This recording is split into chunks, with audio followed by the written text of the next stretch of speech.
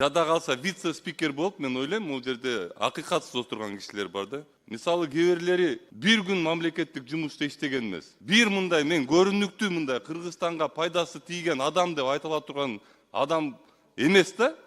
Бирок негедир ушундай чоң даражада отурат да.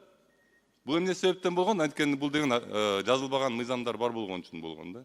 Өзүнүн мындай жазылбаган мыйзамдары бар да. Саламатсыздарбы? Жазылбаган мыйзамдар жөнүндө сөз болуп калды, ошон үчүн айтыш керек болуп калды да. Негизи ошо жазылбаган мыйзамдар бар болгон үчүн бизде акыйкатсыздык да. Мен айтат элем, ошо акыйкатка келбейлүү. Мисалы азыр бизде жакшы бир возможность болуп атат да, жогорку кеңеште дагычы акыйкатка келгенгечи. Бул жерде комитеттердин төрагалары болуп, топтун башчылары болуп, жада калса вице-спикер болуп, мен ойлойм, бул жерде акыйкатсыз отурган кишилер бар да.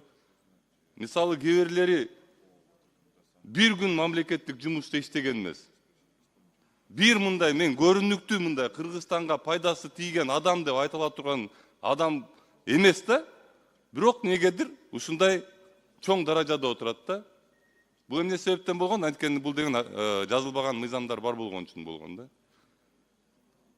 Мен бүгүн ошол боюнча айтып кетет элем, урматтуу коллегалар, урматтуу депутаттар, бизде бүгүн ошол мүмкүнчүлүгүбүз бар.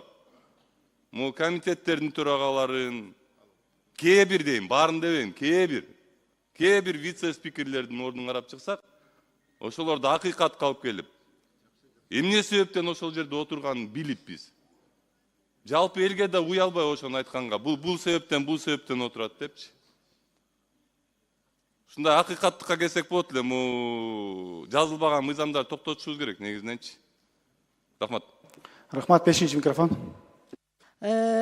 Урматтуу кесиптештер, бүгүн мына төрага жакшы маалыматтарды айттыңыз. Анан мен учурдан пайдаланып, бул аткаруу бийлигинде деги эле мамлекеттик кызматтарда өзүнүн мындай жазылбаган мыйзамдары бар да. Кеткен киши дайыма унутулуп калат. Эмгеги көбүнчө бааланбай калат. Мен Алмаз Акынжанович жөнүндө бир-эки ооз айткым келип турат да. Ал кишинин орду дайыма билинет.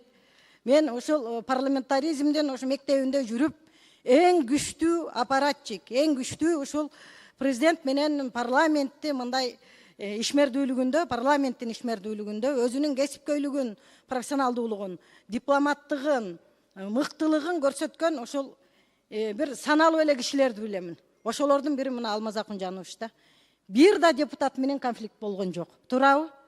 Дайыма мамлекеттин кызыкчылыгы үчүн, президенттен кандай тапшырма берилет, ашыгым менен аткарчу ал киши. Келип, бүтпөй турган жумуштарды бүтүрчү ал кишичи. Ушунчалык парламент менен тыгыз иштешти ал киши.